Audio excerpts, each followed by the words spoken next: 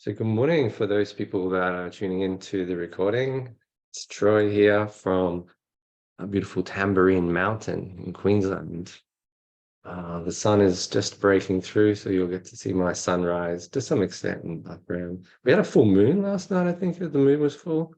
So if you've been feeling a little bit like, oh, something's pulling on me, I don't really have full awareness around that, but I know it's can play on us sometimes. But yeah, if you wanted to just do a quick shout out, you can unmute and say hey and where you're from. That would be rad. Otherwise, I can see a bunch of people in the chat.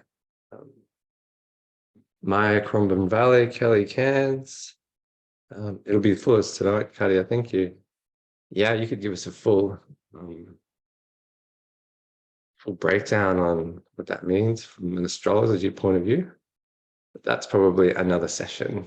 I'll have to actually maybe look at how we might be able to team up. Something Yeah, like I'd that. love that. It's the final full moon of the astrological year, actually. Oh, wow. Yeah, in Virgo. So Virgo is all about grounding and taking care of our health. So yeah, perfect for this. Um, Beautiful. challenge that we're in. Yeah, nice. Thank you for that. Benny, you're in you're gonna have to say that for me, man. Baria country, the Crumbin Valley too. Nice. Did I get it right? Yeah, Combi Mary country. Yeah, You I'm did? just up the top of the mountain at Tomlin, pretty much on the border. Beautiful spot. Yeah, nice. Loving the beard, brother. Hey, Ruben, Likewise. good to see you. Mark, I'm not sure if I got you, but welcome everybody. Let's get started. Thanks for sharing, tuning in. I want to start with just a really short meditation. Katia mentioned yesterday, she asked about meditation and how long we should sit and whether 30 minutes is okay, whether 60 minutes. And my overarching answer for that is really meditation is about connecting to the energy.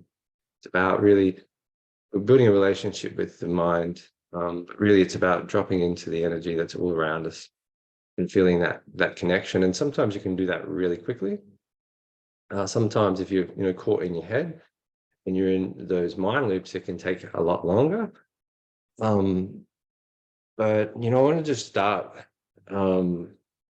each of our sessions with a really short meditation, because really the biggest way to get to that connection, that beautiful energy, is to meet the moment. It's really meet the moment, however it's showing up. What is showing up in this moment, and to do that from an emotional or energetic point of view. It's not about thinking, because we're already caught in the mind. And so we need to come out of the mind. And I shared my story yesterday as a highly sensitive person and how I wasn't able. I didn't have the fact that essentially people that knew how to support that. And so the only way that I knew how to manage that was to resist feeling. And that pushed me up into my head. So I then started thinking a lot and then be overwhelmed by thinking and feeling. And it's not a very nice place to be. Not sure if any of you can relate, but so what we learned to do is meet the moment. And this is a beautiful little meditation that we're going to do. So I'm going to start with that you can do at any point throughout the day. And it does help just to stop and find a quiet space to do it. And we're just going to do 3 really quick rounds of this. And so I'm going to invite you just to close your eyes. And like I said, it'll only take a few minutes. And we're just going to tune in to the moment, present moment, and what's arising in the moment. And one of the most beautiful gateways to that moment is to check in with what we're feeling. So it's like, what am I feeling in this moment? And we just want to meet it, label it. So it'll be some sort of feeling or emotion. And whether it's perceived as good or bad, it doesn't matter really. It's just energy. And so we label it. And without going into a story around why it's there, we just honor that emotion. We honor that feeling. We just allow it and we welcome it. So we learn to meet it consciously. Just revel in the energy of whatever that emotion is. And without the story, it doesn't perpetuate. Most often it just will move through. And so as we meet this emotion, we realize that there was a part of us that was feeling that emotion. And in meeting it, we unburden that part.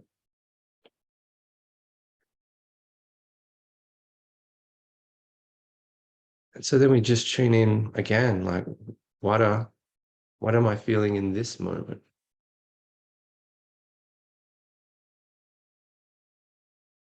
And we label it, can help just go, there's a part of me that's feeling this. And then we just allow it, we just welcome it, that energy, whatever that feeling is.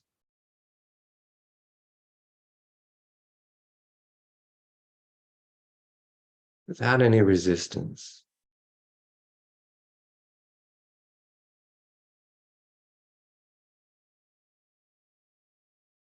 And then let's do it one more time. What's arising in this moment? What am I feeling in this moment? And again, we're not resisting it. We're going to welcome it and feel it.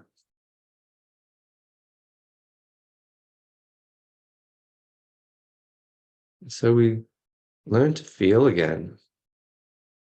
As we learn to feel again, we realize that the energies are all around us. And it's in us and it is us. And sometimes you could take more than 3 times to connect in, but it's just, again, meeting the moment with whatever is arising and feeling it.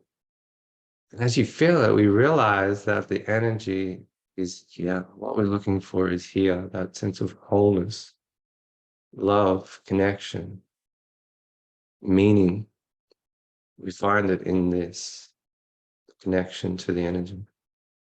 And so that's ultimately what meditation is really, it's a tool to reconnect.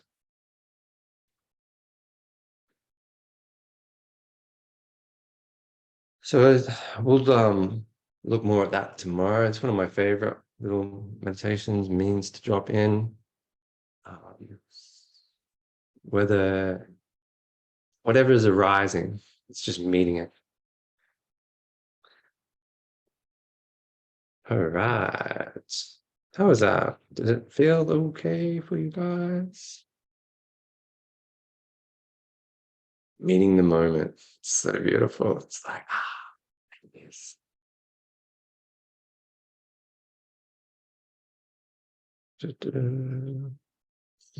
Sorry, I'm showing you my emails. Let me get these slides up.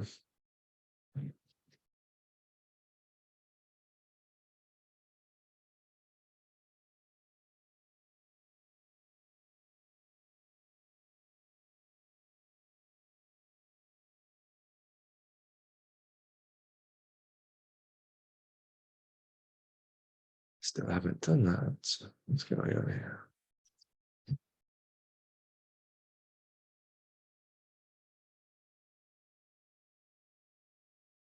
Hey, I think I did it. Can you see my slides now? Yeah, beautiful. All right.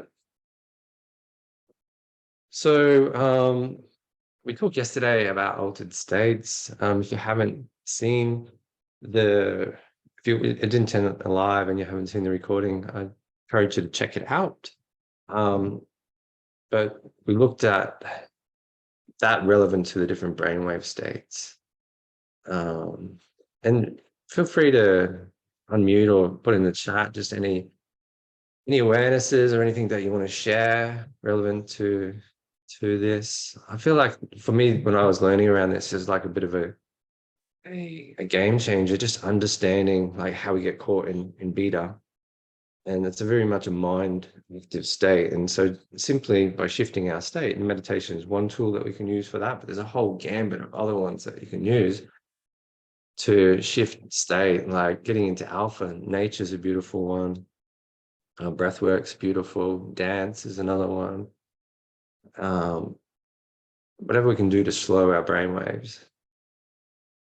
And the slower we get, the more with our brain waves, the closer we feel to that, the energy, the connection to source.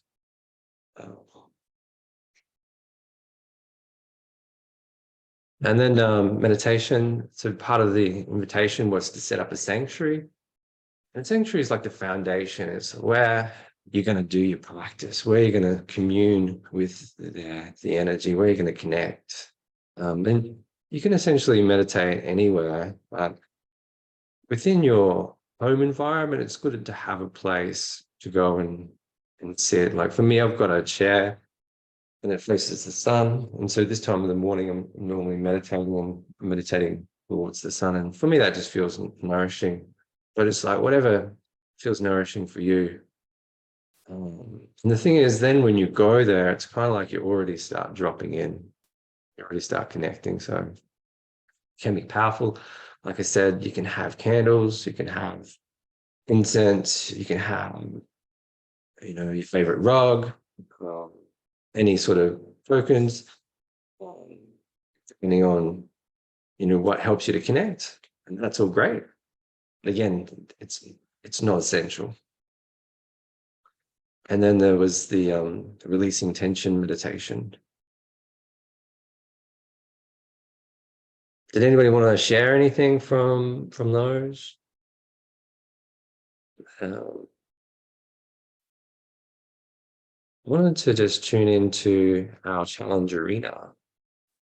So don't be afraid to give us some love in here. I mentioned yesterday, if you are getting notifications and you don't want to get notifications, you can turn that off by just jumping up here, going to your profile, and then there's notifications here where you can turn those off.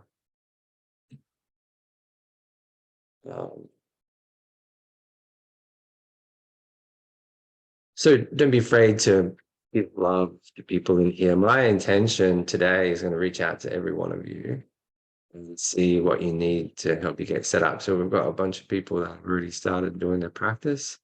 And if you're not on here and if you haven't started using the platform for your meditation, I encourage you to. That way we can just, we're building a community. What we're creating something here together, something shared. And, beyond our individual, we're a collective as well. And so what can we create here together? And so by supporting each other to drop in, having the practice, it's really, really, I'm not even sure what we might create. I can't really know because I'm one part of that, but I'm going to encourage you all. So I'm going to reach out to everybody here. We got like 50 something, 6 people. It's like, what do we have to do to get everyone engaged, everyone playing, everyone doing their practice? So it's part of what I am about today. So expect to hear from me at some point. If you've got a phone number, I'm going to text you. If you didn't give me your phone number when you registered, I'll reach out to you via email. All right. And I am going to give away something really cool at the end. It's a piece of tech. Freaking awesome. I would want it. And so if you're playing full out, you're going to be in the draw to win that, to get it. I'll tell you more what it is, but I'm going to leave you in suspense just for a little bit longer what it is. So I mentioned my goal is to help you connect to a daily practice and meditation, learning how to ensuring that you're communing with the stillness. It's in that stillness that you'll begin to know who you really are, as opposed to being caught in the conditioned mind. So I want to encourage you to have a daily meditation practice. We'll talk about sleep goals. We're going to talk about emotions and thoughts. We sort of just dropped in a little bit with that this morning. Learn how to heal our emotional wounds. Going to do a live demonstration on day 4, which is going to be pretty rad. So make sure you're there for that. And just, being more of us, communing with the stillness, connecting to the energy, is being more of us. And so yeah, so we'll talk more about that. Love tech. Tech's an extension of our consciousness. How can it help us to evolve? Um, like what can we become individually and collectively? That's exciting. Thanks, Katja, for acknowledging you're going to use the form today. It'd be great to see that. But I want to know your goal as well. Like, what's your goal? We've got 5 days together, maybe longer. Like, what is it that you want to get? What's most important to you at the moment? What do you hope to get out of this challenge, and what's most important to you at the moment? One of the other aspects of the daily log is of the platform is a daily log. And so the invitation is to start using this today as well. And FYI, I will see that, and I'll be there to support. And it is quite an intimate relationship. And I know we're still getting to know each other, but I want you to know that I'm coming from a place of love and compassion. And I just want you to be what you can be. And as we get to know each other, I hope that you feel that. And so this log really is an interoceptive look. What's actually going on the inside for you? And so these questions prompt that. We look about productivity and well-being because, we want to, how was your flow yesterday? How did you feel? And did you get done what you wanted to get done that's important to you? So, and what's your goal? So you put your goal in there, that'll stay there until you change it. You don't have to change it each day. I suggest to make it somewhat aspirational, but we might have a goal there for these 5 days. And what actions are you going to take? What habits are you going to nurture? So there's prompts that help guide you. Really, all of these are optional, all these questions. So you can do it as quickly as you like. You can do it in a minute, or you can be more intentional. Ideally doing it in the morning becomes like a journal, and then you're essentially sharing that with somebody else that cares about you and wants what you want. Contractions, like, where did you find yourself getting caught in the mind yesterday? Beliefs, what do you need to believe? Gratitudes, forgiveness, help needed, biggest win, comments. I'm just going through this really quickly. We're going to talk more about it in detail tomorrow because it's more relevant to tomorrow's session, but I just wanted to give you the invitation to start using it because what you want is important to me as part of this challenge. So if you fill it out, I'll read it and I'll support. So my goal is to help.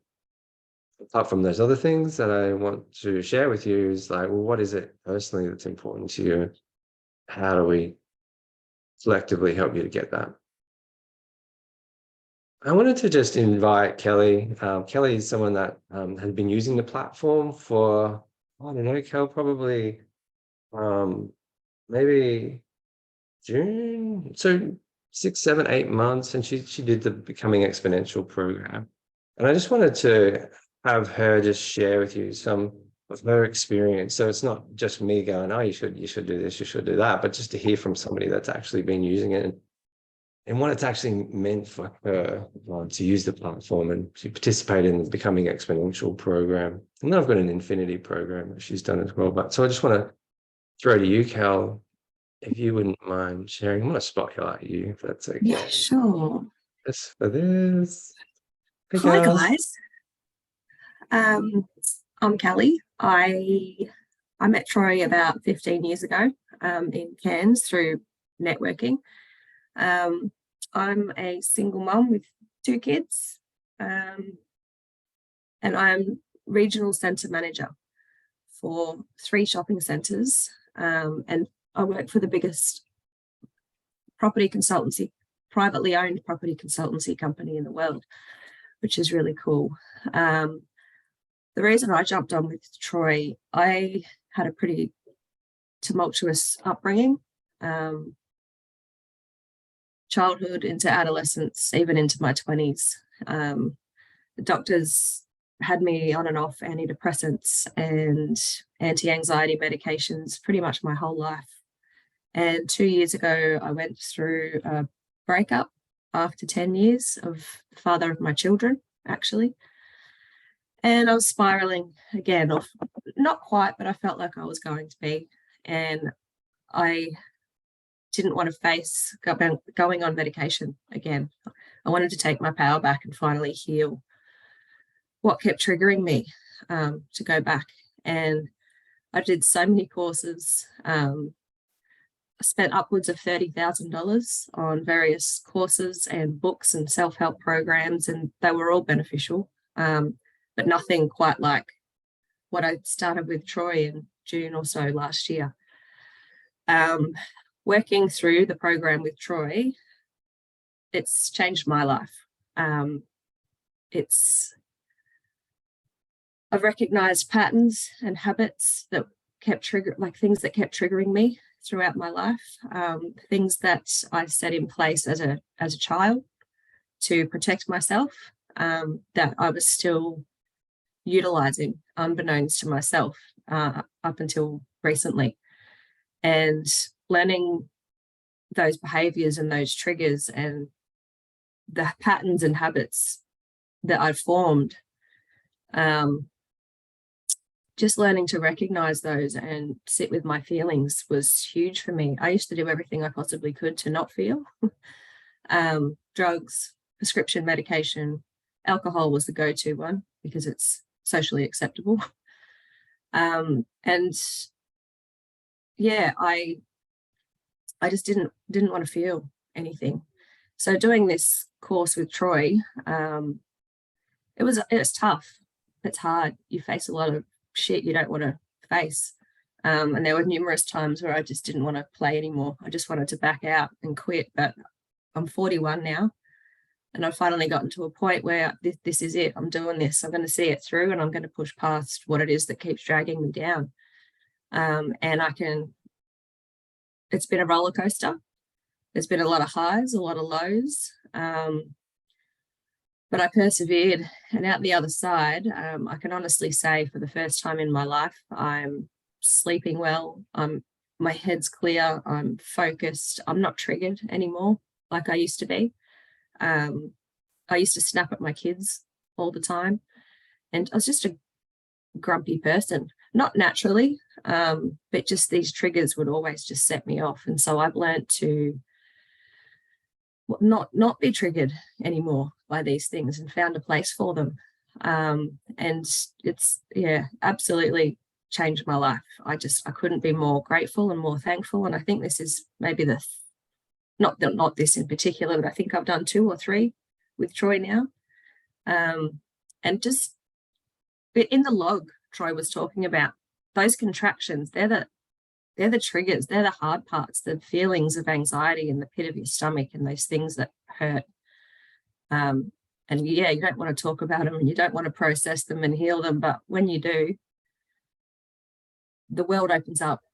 The realizations and epiphanies and things that I've learned about myself in such a short period of time compared to years of training and courses and psychotherapy.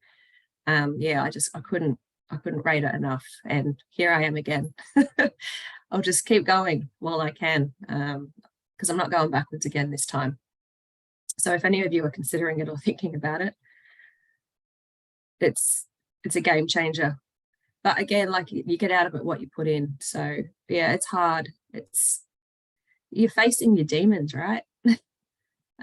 Yeah, I feel like that's it, Kel. It's really learning how to relate to those demons. It's really learning how to relate to the thoughts and the emotions and the programs, and how do we heal the parts of ourselves that are in that suffering so that a present day person doesn't have to experience that.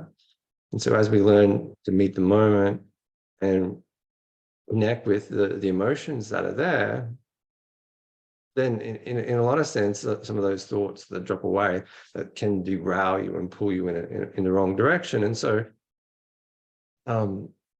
as opposed to like a lot of the previous stuff you've done with psychotherapists, and they're treating, to some extent, we all have some sort of mental challenges, mental illnesses. I'm not saying that you have mental illness, but we all struggle with the minds. We all are mentally unwell at some point.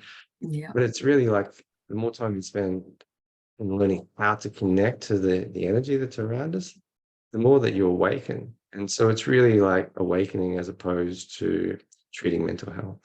Mm. And I've seen your journey, and I just want to acknowledge you for the work, for doing the work, because it does get, we've shed many tears, Yeah.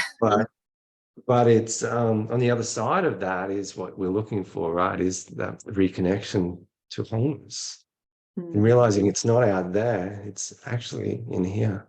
And in that, it's then, all right, and now I know who I am. It's not game over then. It's like, all right, well, now I need to build on that.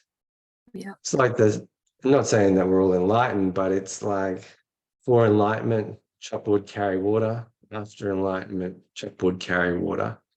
You know, like that's what we're on the path towards, is reconnecting to the whole, reconnecting to the energy, reconnecting to ourselves, and then building a life based on that.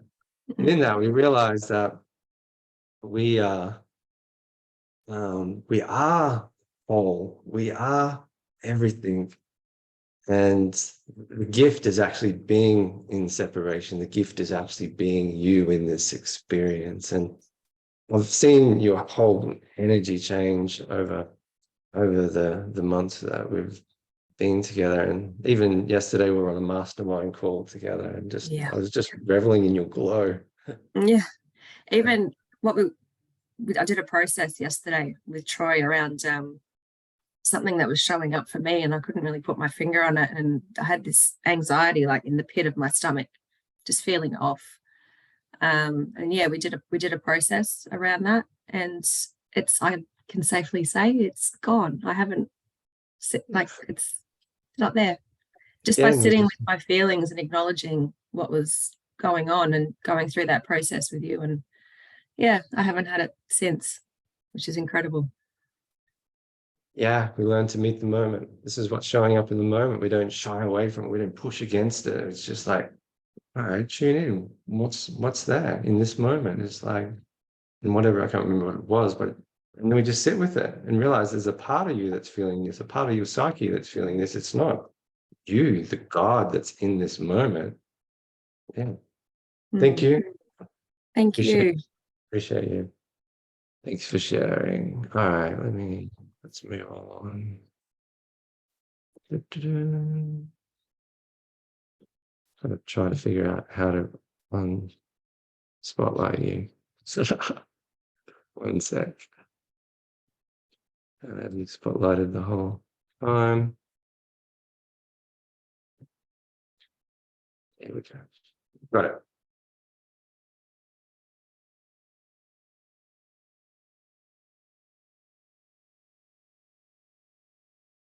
All right, so yeah, capacity building is the pillar that we're working on. Is like, how do we build capacity? We're looking at meditation is a really powerful tool. There's a whole gamut of different ones that we can use. But meditation is what we dropped on initially. Today, we're going to look at sleep and recovery. So we'll do a deep dive into that. We'll look at the brainwaves and how they are relevant to sleep. We'll look at sleep metrics, total sleep, REM sleep, and deep sleep, which is NREM. And why all of those are important. Dreams, we'll touch on those.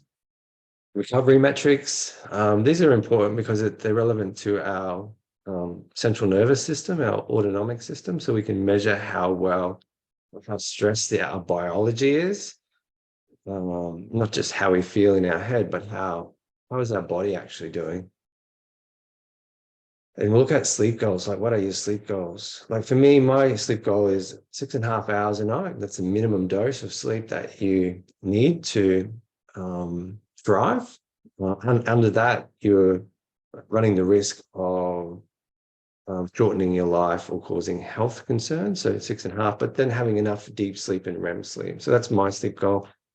And more and more, I want to be playing in the dreamscape and lucid dreaming. So I'm looking for a crew that's interested in that.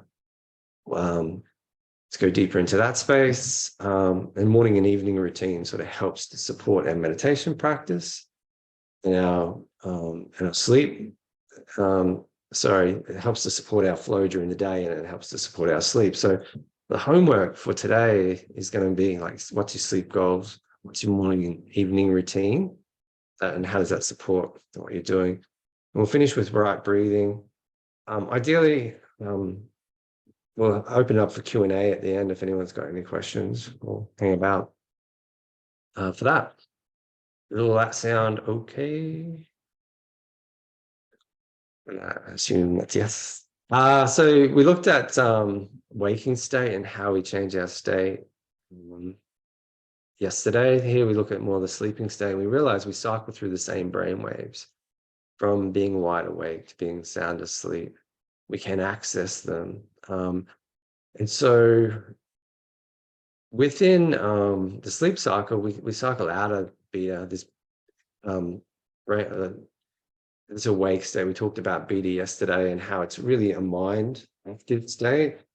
When we multitask, our attention gets pulled everywhere, and it can then mean that we tend to think more. We lose our ability to be able to focus our attention and get stuff done. And so if you struggle to get to sleep at night, when the mind's racing, it will be because you're in a beta state. And so why we talk about sleep today, breath work or breathing as part of the meditation practice. The breath is a really powerful tool for changing our biology, influencing our central nervous system. And so if you are struggling to get to sleep at night because the mind's racing, by focusing on your breath and really connecting with the flow of breath, it's a really powerful tool to shift from beta down into alpha, and then you slip down into the sleep cycle. And same thing, if you wake up in the middle of the night and bing, the mind kicks in, likely you've gone back up into beta, and the mind's thinking, and the mind's trying to solve your problems. But the thing is, the mind doesn't solve problems. It tries to, it thinks it does. Its job is to protect you. Problem solving happens, or insights arise from the stillness. And so when we're in an alpha state, then it's like little bits of data, and this has been scientifically validated, come together, and it's like, boom, we have a gamma spike. So we have an intense aha moment, an insight. That's what gamma is. It's like an aha moment, insight. And so it's by being in this relaxed state that we solve our problems. And I've had plenty of people have told me that they have their best ideas on the loo, or in the shower, or at the beach, or when they're relaxed is when you have insights. And so if you are someone that lays in bed and get caught in the mind and thinking, know that that's not actually going to solve your problems. The mind's trying, but it's not the tool that does it. It's the stillness. And so by connecting to your breath as a tool to change your biology, we can then drop down into this sleep state. And the thing is, we need enough delta, which is your deep sleep, a night, for regeneration, human growth hormones released. If we're not getting enough deep delta sleep, then we're shortening our lifespan and our health span. And so delta is deep sleep, or delta is deep sleep. And then when we look at REM, which is our dreaming sleep, it's more in alpha and even low level beta. So we almost cycle back up, almost into an awake state when we dream. And the thing is about when we dream, and I'll talk more about this. I'll talk about it more on the next slide. What I want to say here is that it's interesting when we go into delta that the part of our brain that's recording memory is not active. And so we don't actually recall being in delta. But we can see here how we push right up against, unconsciousness, and on the other side of unconsciousness, our brain waves are really low, is source, or I am, God, whatever you want to call it. And it's suggested, it's still a theory at this stage, because there's no way of formally knowing, that the body actually, we park the body and the body goes into regeneration, but the God in you actually goes back into source. Our soul goes back into source. And then as we cycle back up. If we looked at the next slide here, you can see, like, when we go to sleep, this is like we sleep in cycles. And so we touch typically we get our deep sleep at the first part of the night and more REM in the morning. And so what this is like an 8-hour sleep, if we slept for 8 hours, we would drop from awake beta down into delta, and we typically have a good deep sleep first up, not always the case, but first up, and then we cycle up, we touch on REM, and then we drop back down into delta. And you can see here like how close to source it is.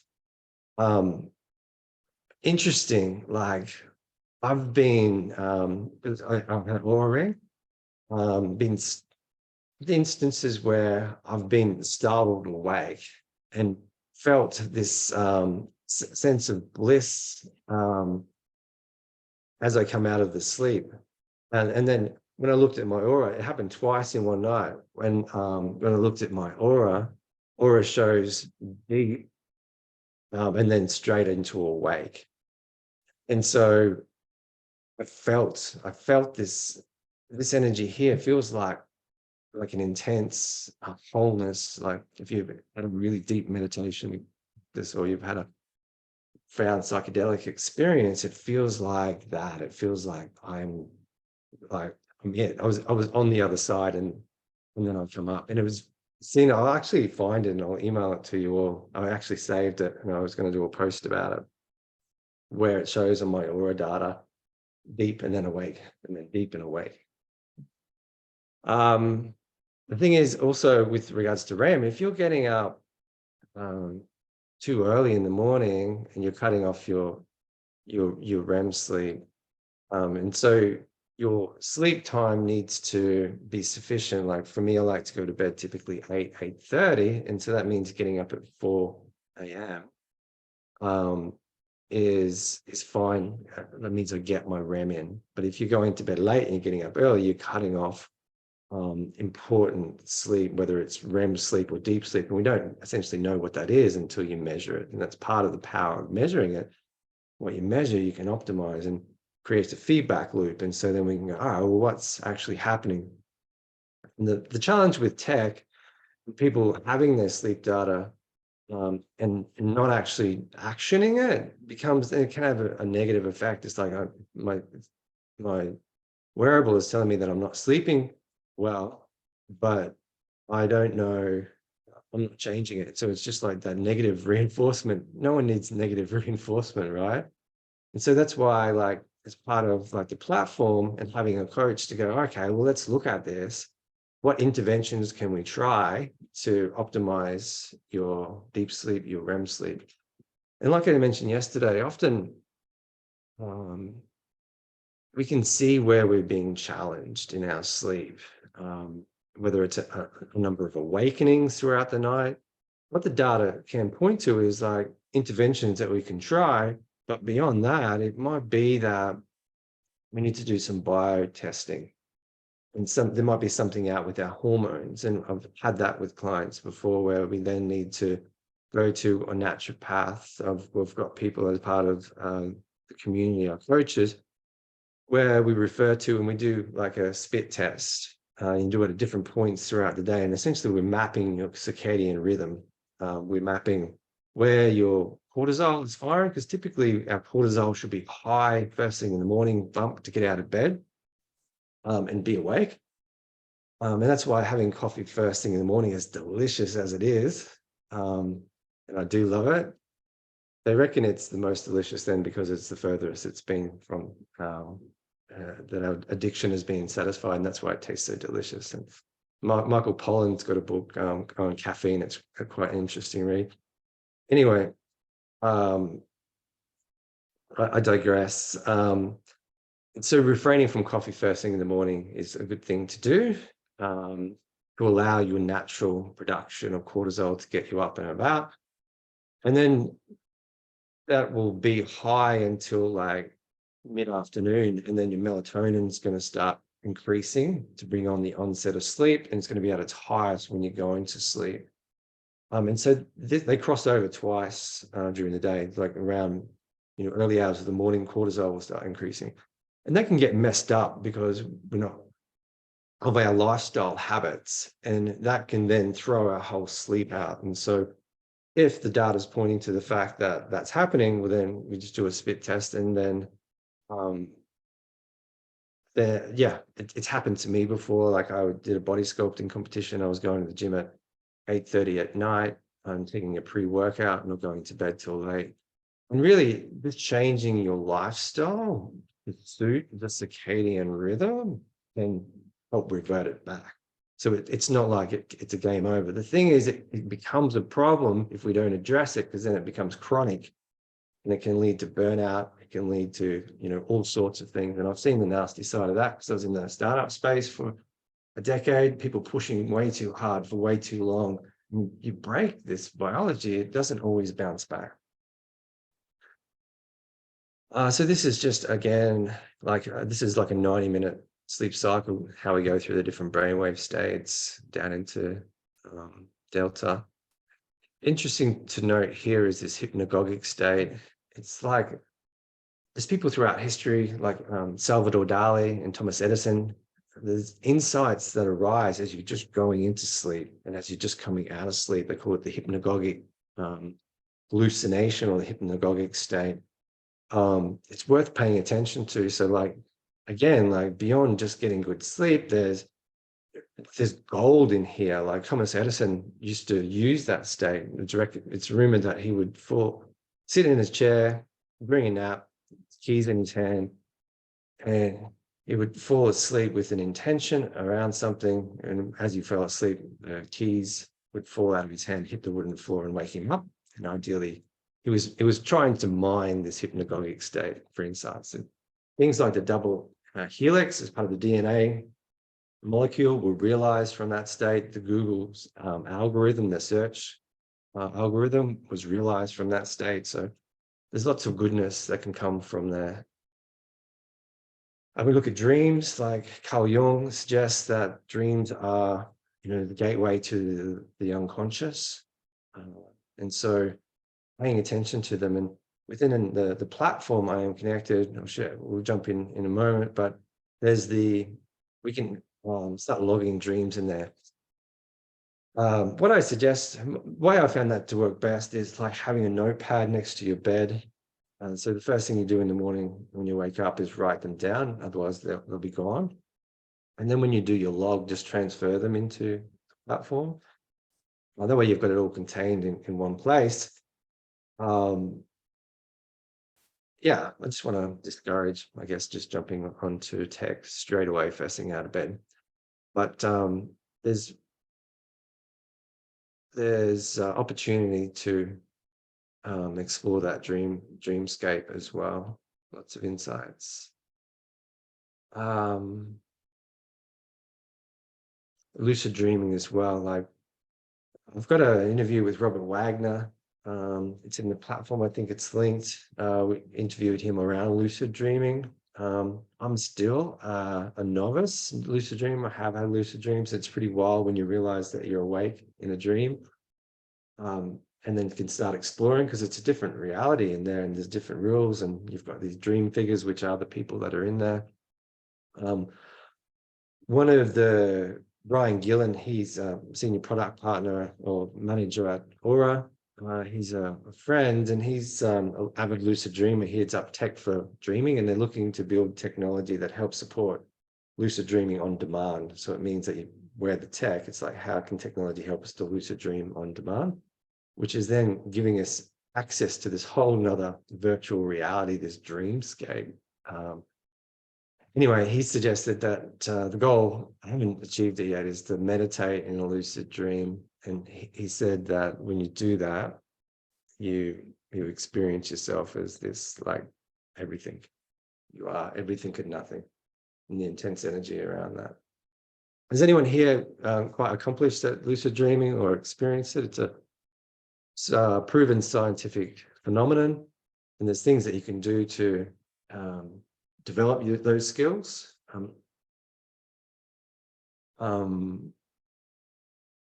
Yep, nice. Yeah, so it's something that I want to be paying more attention to. Yeah, beautiful. but it's outside the scope of this particular challenge, but something that we're keen to explore. We may even run a lucid dreaming challenge at some point, which will be fun. So now looking more at the very rarely, but yes, nice Benny, resting heart rate. So we then start looking at our recovery metrics. So I think maybe I wasn't 100% clear on this, but so what we typically track through the platform, not so much the brainwave states, that's very interesting. To really formally, like 100% know for sure what state you're in when you're sleeping, we need to track brainwaves, but tech like Aura do really great with other the means to track the sleep cycles. And so really what we track is total sleep, deep sleep, and REM sleep. REM is when we dream. It's great for memory consolidation. Deep sleep is more for like regeneration of the body. Both are really important. You need at least, it fluctuates, but an hour and 15 to 2.5 hours of deep a night, and then at least an hour and 15 plus of REM sleep a night to be healthy.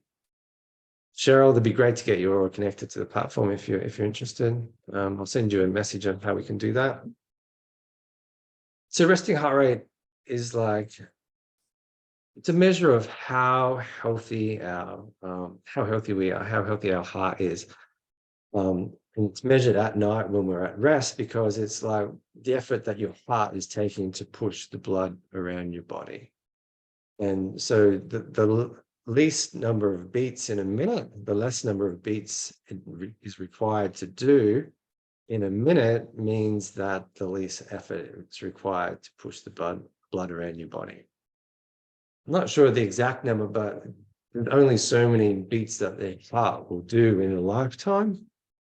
And so if your heart is laboring, having to beat more, again, we're at this point in our evolution where we're moving from our healthcare system, which is treating chronic disease because we didn't know how to prevent it, to a healthcare, a wellness system where we're able to measure in real time what's going on for us, provide interventions or course corrections so that we don't get chronic disease because we're on it. We're doing the things that are keeping us healthy.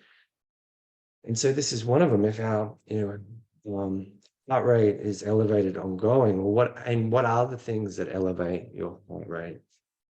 We're able to measure it and know that. Yeah, and so again, provide interventions in real time to support that. And so, yeah, with heart rate, so the fitter we are, typically the lower our resting heart rate will be, because the less effort that's required. And then we look at HRV, heart rate variability. It's a measure of our autonomic system. And so just say our resting heart rate is 60 beats a minute. It's not that our heart will beat like 1 beat every second. There's variability in the timing of the heartbeat. And so what heart rate variability measures is, like I said, the central nervous system or the autonomic system, and it has two competing branches. One is the sympathetic, one is the parasympathetic. The sympathetic is fight, flight, so it's really important. If you're under threat, you need to get out of there as quickly as you can, and it'll take over your system because it's a matter of life or death. Parasympathetic is more like rest, digest, flow, easy, connection to the energy. You don't have time to connect to the energy and feel all euphoric when you've got something that's chasing you that wants to kill you. You just got to get the F out of there. The thing is about modern living is that there's so many micro triggers and micro threats that we perceive. And so our sympathetic nervous system is constantly firing, and it's not like there's a tiger chasing you that's going to eat you, but there is like, oh my God, can I pay this bill? Oh my God, does this person like me? Am I, included in this social circle? Oh my God, whatever the thing is, there's so many micro stresses, and then you've got like social networks that are where we're just comparing and contrasting and being fed all sorts of things that are causing stress on our system. And so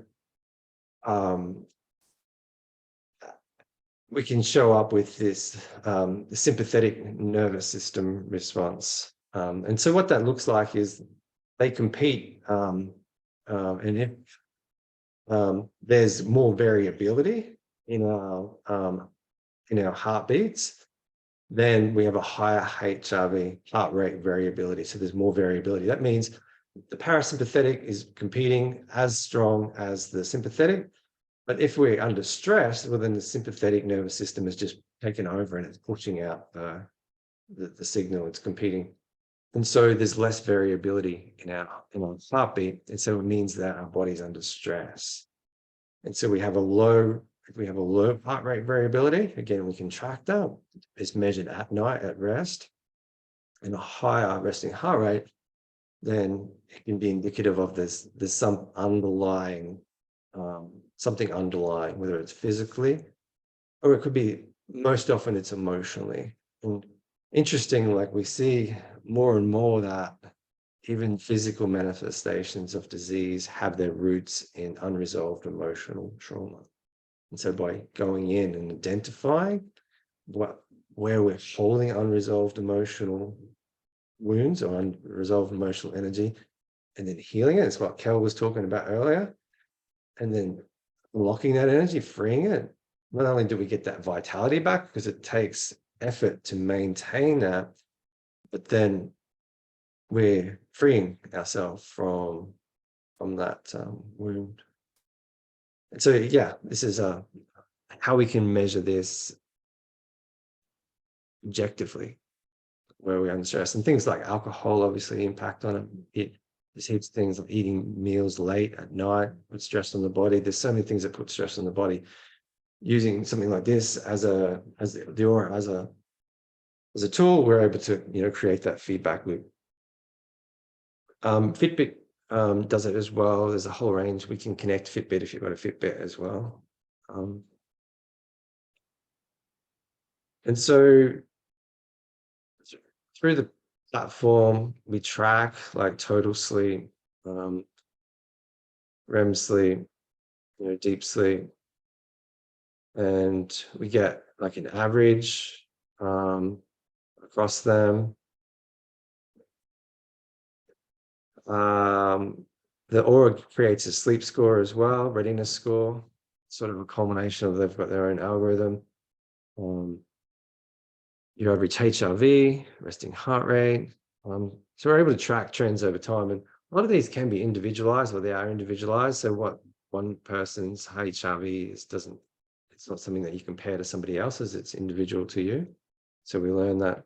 So essentially, I guess my point here is we can go deep into the data. And again, this is shared with myself and other coaches as needed. And we can see how certain things, like if we look at this as HRV, certain things elevate HRV and some things take it down. So you can see here, there's body was under stress this day. What was happening on Tuesday last week that caused that? And so we're able to then look at adjusting our behaviors based on real data. It also tracks step count, activity levels as well, which is pretty cool. This is the way you can log dreams. It's pretty simple. You just put a title, the date, and then put it in. So I encourage you to use that as well. You can start collating insights from dreams. Again, like Carl Jung says, it's an insight into our unconscious, like what's happening there. It helps us to understand, because they call it the shadow, our unresolved, like the shadow that we have was over time, we push it into our shadow and we resist feeling it. And so whether it's through dreams, whether it's the daily logging contractions, we start looking at, well, what's in our shadow? How do we take those handbrakes off so that we can become more of what's possible for us? Any questions on using this? Like, I know not everyone's got an aura. Somebody may have an aura at the end of the program if they win. May do. But if you do, you can connect to it. There, we can get $50. They're about $300 US. We can get $50 off.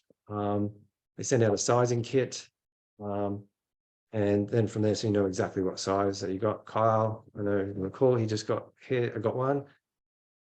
And it's a really cool piece of kit. They're quite stylish, they're robust. Mine's about 3 years old. I train with it at the gym. They're waterproof. You never take it off, really. They're really rugged. Yeah. If there's any questions on that, just let me know. But again, you don't need that 100% to use the platform, but it's again just creating awareness around sleep. There's definitely things that we can do. It's me just showing. So keen to know what your sleep goal is. So this is part of like homework. What are your sleep goals? And then morning and evening routines as well. Like morning routine is like, how do you, as we've seen, we come out of the theta alpha energy. How do you maintain that flow before just giving your attention away, getting caught into beta and then being in the mind?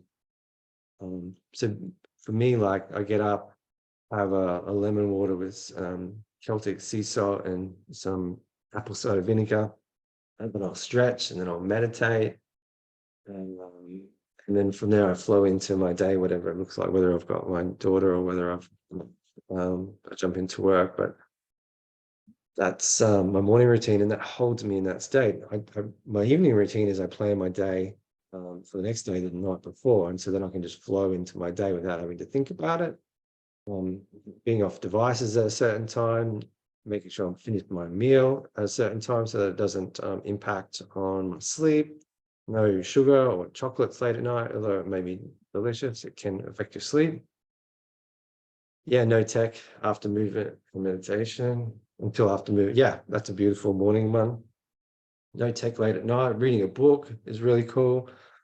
There's lots of different things that you can do to create habits to support your sleep.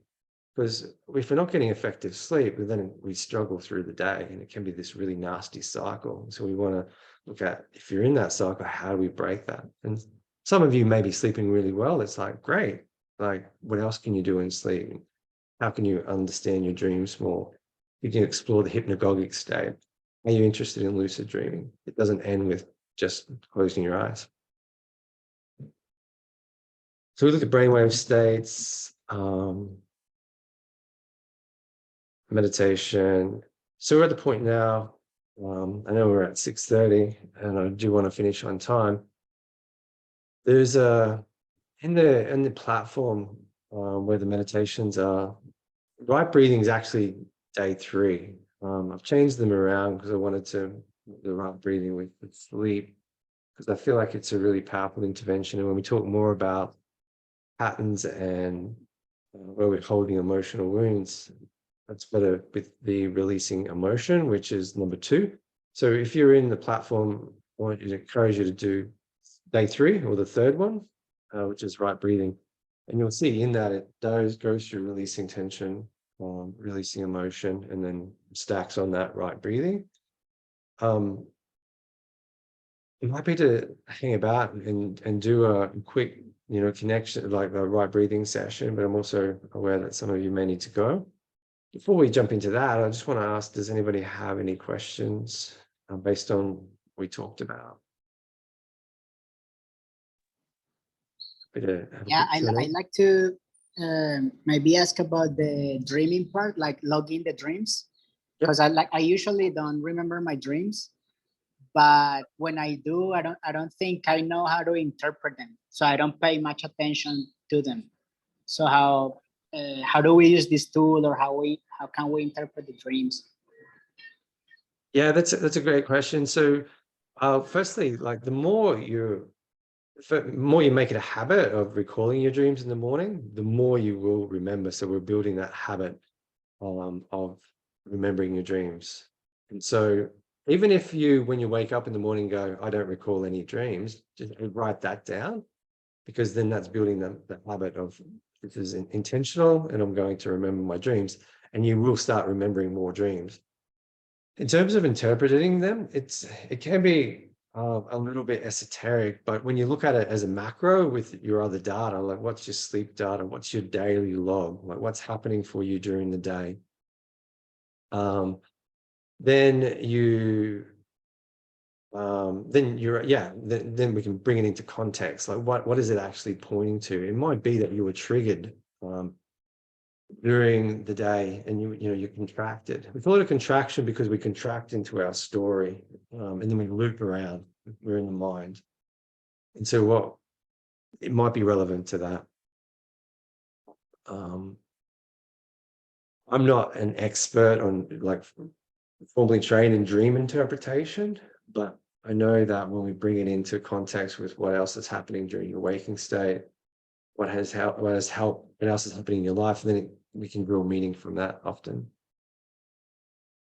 Thanks, Ivan. Anybody else have any questions?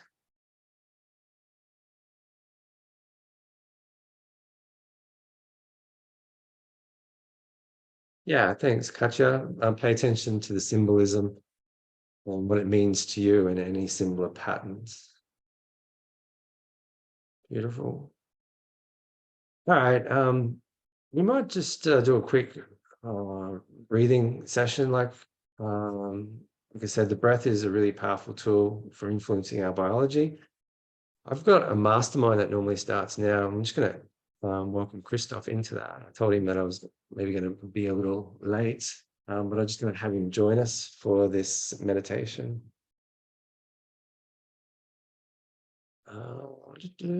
So if you wouldn't mind, if you wanted to just find a comfortable position, pick your stuff. We're just going to do a quick right breathing exercise, and then we'll flow from there. So yeah, finding a comfortable position. When doing meditation, it's always good to have some sort of intention. And the intention here is to connect in with the breath. And we use a box style breathing for this. There's a multitude of different breathing styles that you can use. And if you're interested in going deep into breath work, it's its whole thing. Different breath work practices can elicit different things and different benefits. This here is like box breathing.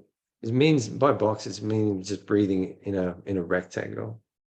And so we'll look at doing 4 seconds in, 1 second pause, 4 seconds out, 1 second pause as a starting point.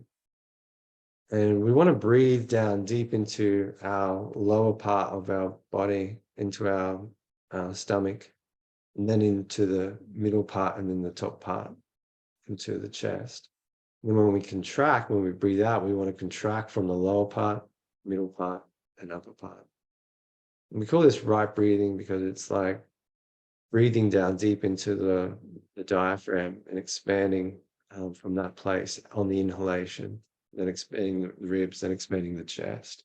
Then we pause for a second, and then we contract from that lower part, the diaphragm. So the tummy will pull in, the ribs will drop, and then the chest drops. And then we pause for a second.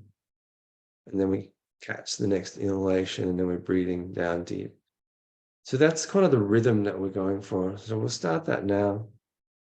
The recording will start with releasing tension and releasing emotion. But for now, we'll just drop straight into right breathing. So just connecting with your breath. Ideally breathing in and out through your nose. So you can feel that cool air flowing in through your nose, all the way down deep into that lower part of your tummy. The diaphragm, you feel the tummy expand, the ribs expand, and the chest will expand. And then we pause for a second. And then on the contraction, the tummy will pull in, the ribs will drop, and the chest will drop. And then we pause for a second. And catching the next inhalation all the way down deep into that lower section, middle section, and upper section. And then we pause. And then contract from that lower section, middle section, and upper section. And so as we find that rhythm, And it can take conscious effort initially, but it becomes unconscious in time. And we start putting on the time, we focus on the time. So we connect to 4 seconds initially on the inhalation, 1 second pause, and 4 seconds on the exhalation, 1 second pause. And then as you find your rhythm with that, then you can look at extending out the different aspects, the inhalation, maybe extending to 5. Look at pausing on either end for 2 seconds. And the exhalation for 5. And it's taking your time with it, playing with it.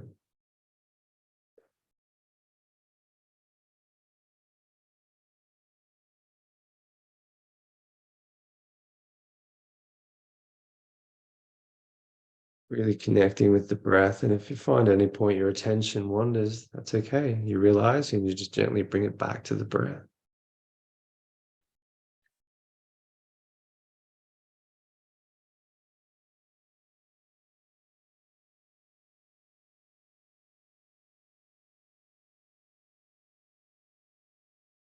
Connecting with this slow rhythmic flow of in and out of the body, so nurturing the body.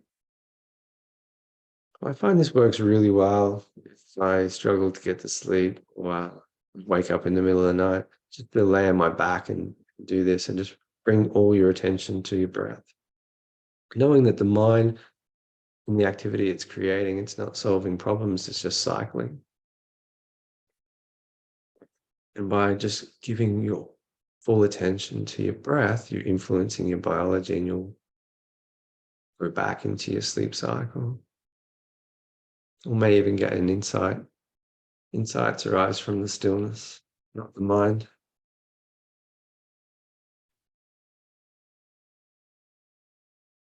So the invitation is to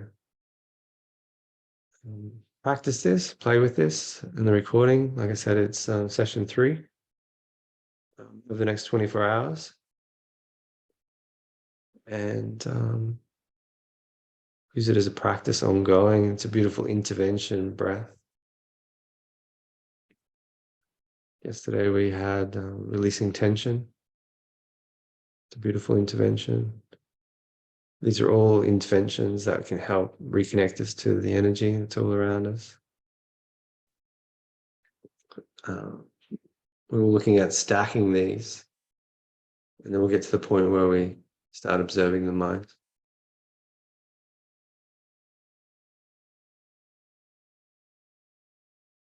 So as we bring ourselves back into the room, we move slowly so as not to spill any calm that we've created. Take a moment just to tune in to the moment.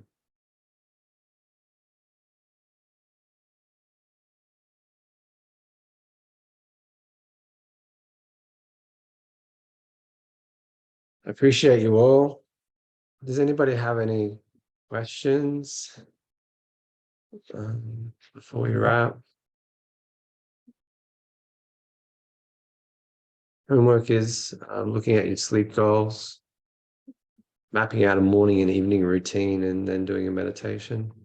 The invitation is also to do a daily log if you feel to.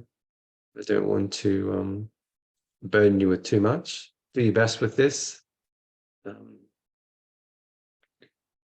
All or something, as opposed to all or nothing. Do what you can.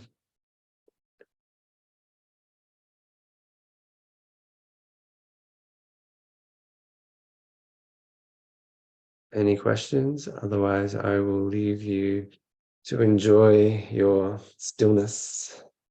Thanks, Brother Carl. Appreciate you, man.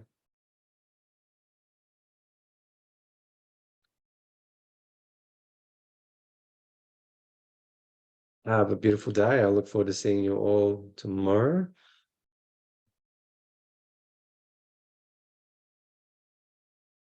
Or sooner. I may see some of you sooner. Yay, full moon. Gotcha. Thank you for the reminder. Setting an intention for that.